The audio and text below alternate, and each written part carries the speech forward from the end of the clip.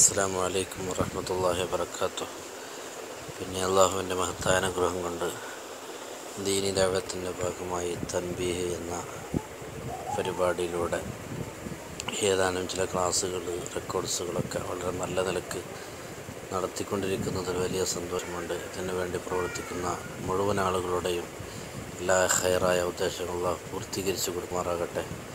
ജോലികളിലും മറ്റുമൊക്കെ വിജയവും റാഹത്തും ബർക്കത്തും അല്ലാഹു തആല നൽകി അനുഗ്രഹിക്കുമാറാകട്ടെ എന്ന ആമുഖമായ പ്രാർത്ഥനയോടുകൂടി തൻബീഹിൻ്റെ പുതിയ വിഷയവുമായി ബന്ധപ്പെട്ട് നിങ്ങളോട് സംവദിക്കാൻ ആഗ്രഹിക്കുകയാണ്. ഇൻഷാ അല്ലാഹ് അല്ലാഹു തആല നമ്മുടെ ഈ ഒരുമിച്ച് കൂടലൊക്കെ സാലിഹായ സൽക്രമമായി സ്വീകരിക്കുമാറാകട്ടെ. പ്രിയമുള്ള സഹോദരങ്ങളെ, ബന്ധങ്ങൾ എന്നുള്ള വലിയൊരു വിഷയമാണ്. ഇന്ന് പാടെ ഇല്ലാതായിക്കൊണ്ടിരിക്കുന്ന ഒരു വിഷയമാണ് ബന്ധങ്ങൾ. അത് ബന്ധനങ്ങളായിക്കൊണ്ടിരിക്കുന്ന ഒരവസ്ഥയാണ്. ബന്ധങ്ങൾ കാത്തു സൂക്ഷിക്കാൻ നമുക്ക് കഴിയുന്നില്ല. പെട്ടെന്ന് തന്നെ നമ്മുടെ ബന്ധങ്ങൾ പൊളിഞ്ഞു പോകുന്ന ഒരവസ്ഥയാണ്. നല്ല നിലക്ക് പോയിക്കൊണ്ടിരിക്കുന്ന ഇന്നത്തെ ക്ലോസ് ഫ്രണ്ട് നാളത്തെ ശത്രു ആയി മാറുകയാണ്. ഇന്നത്തെ ശത്രു നാളത്തെ മിത്രമാണ്. അതുകൊണ്ട് ഒന്നും ഒരു രഹസ്യവും തൻ്റെ സുഹൃത്തിനോട് വരെ പറയാൻ പറ്റാത്ത ഒരു അവസ്ഥ, അതല്ലെങ്കിൽ പരസ്പരം ഒന്നും കൈമാറാൻ കഴിയാത്ത ഒരു അവസ്ഥ.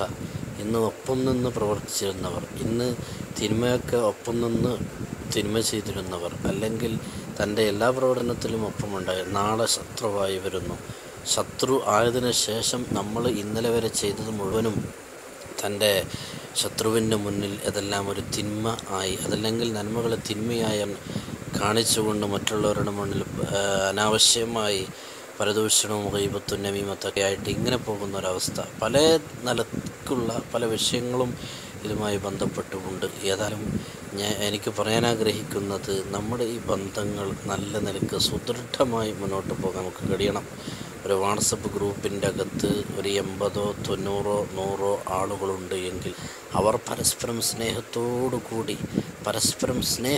കൂടി മുന്നോട്ട് പോകാൻ കഴിയണം.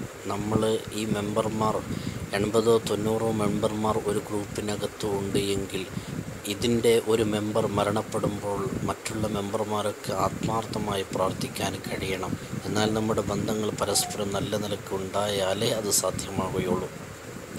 അതുപോലെ തന്നെ പെട്ടെന്ന് നമ്മുടെ ബന്ധങ്ങൾ തകിടം മറിക്കുന്ന തരത്തിലുള്ള പ്രവർത്തനങ്ങൾ ആരും വിശ്വസിക്കാൻ കഴിയുന്നില്ല. നല്ല സുഹൃത്താണ്, ഇന്നലെ വരെ സുഹൃത്തായിരുന്നു, പക്ഷേ ഇന്നലെ ഞാൻ അവനോട് കുറച്ച് പൈസ കടം ചോദിച്ചു, അപ്പോൾ അവൻ്റെ സ്വഭാവം മാറി. കാരണം ഞാൻ അവനോട് കടം ചോദിച്ചത് വളരെ നിർബന്ധ സാഹചര്യത്തിലായിരുന്നു. ഒരു സുഹൃത്ത് ആണുമ്പോൾ ഒരു ഉപകാരമാണല്ലോ. ഏതായാലും കടം ചോദിച്ചാൽ മുതൽ അവന് എന്നോടുള്ള സ്നേഹം കുറച്ചു. കാരണം ഇത് അപ്പോഴാണ് ശരിക്കറിയുന്നത്, സാമ്പത്തിക രംഗത്തേക്ക് എത്തുമ്പോഴാണ് ശരിക്കും ഒരുത്തൻ്റെ ആ സുഹൃത്ത് ബന്ധം ശരിക്കും മനസ്സിലാകുന്നത്. അത് പാടെ അതോടുകൂടിയിട്ട് ആ കടം ചോദിക്കലോടുകൂടിയിട്ട് ആ ബന്ധം തകർന്നു പോയി.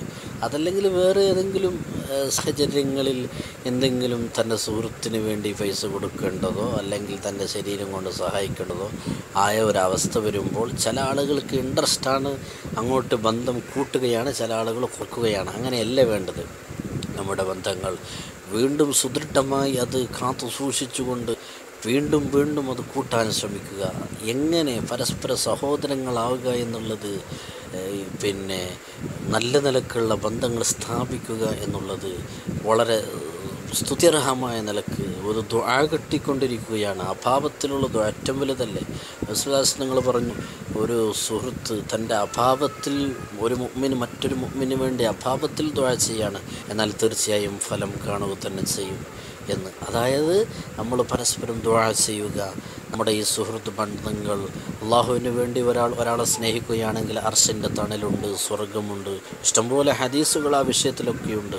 അതുകൊണ്ട് നമ്മുടെ ബന്ധങ്ങൾ കാത്തു സൂക്ഷിച്ചുകൊണ്ട് ഇസ്ലാം, ഈമാൻ, ഇഹ്സാൻ, അല്ലാഹു തആല, ദീൻ, ഇസ്ലാം ഒക്കെ ഇഷ്ടപ്പെട്ട നിലക്ക് മുന്നോട്ട് പോകാൻ വേണ്ടി ശ്രമിക്കുക.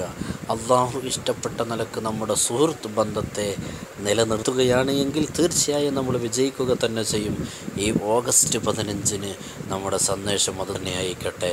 അതായത് നമ്മുടെ രാജ്യത്തിനെ സ്നേഹിക്കുമ്പോൾ, നമ്മുടെ ഇന്ത്യ രാജ്യത്തിന് വേണ്ടി നമ്മൾ സ്നേഹിച്ച് പടപ്പൊരുതിയ ആളുകളെ അവരെ സ്മരിച്ചു കൊണ്ടിരിക്കുമ്പോൾ, രാജ്യത്തിന് വേണ്ടി കഷ്ടപ്പെട്ട ആളുകളോടൊപ്പം നമ്മൾ നിന്ന് പ്രവർത്തിക്കുമ്പോൾ നമ്മുടെ രാജ്യത്തിലുള്ള മുസ്ലിങ്ങളോടും ഹിന്ദുക്കളോടും ക്രിസ്ത്യാനികളോടൊക്കെ വളരെ സൗഹൃദപരമായ നിലക്ക് ഉള്ള സാമീപ്യം കൊണ്ട് നമ്മൾ അവരെ അടുക്കുമ്പോൾ നമുക്ക് വേണ്ടത് നഷ്ടപ്പെട്ടു പോയ സ്നേഹത്തെ തിരിച്ചെടുക്കുകയാണ്, നഷ്ടപ്പെട്ടു പോയ ബന്ധത്തെ ഒന്നുകൂടി ഉറപ്പിക്കുകയാണ് വേണ്ടത്. ബന്ധങ്ങൾ ഒന്നുകൂടി കാത്തു സൂക്ഷിച്ചാൽ നാട്ടിൽ ചിത്രതയുണ്ടാകില്ല, രാജ്യത്ത് ചിത്രത ഉണ്ടാകില്ല, വീട്ടിൽ ചിത്രത ഉണ്ടാകില്ല, വാട്സപ്പ് ഗ്രൂപ്പിൻ്റെ അകത്ത് വരെ ചിത്രതയുണ്ടാകില്ല. കാത്തു സൂക്ഷിക്കുക. അല്ലാഹു തആല സലാമത്ത് നൽകും. അസ്സലാമു അലൈക്കും വറഹ്മത്തുള്ളാഹി വബറകാതുഹു. പിന്നെ അള്ളാഹുവിൻ്റെ മഹത്തായ അനുഗ്രഹം കൊണ്ട്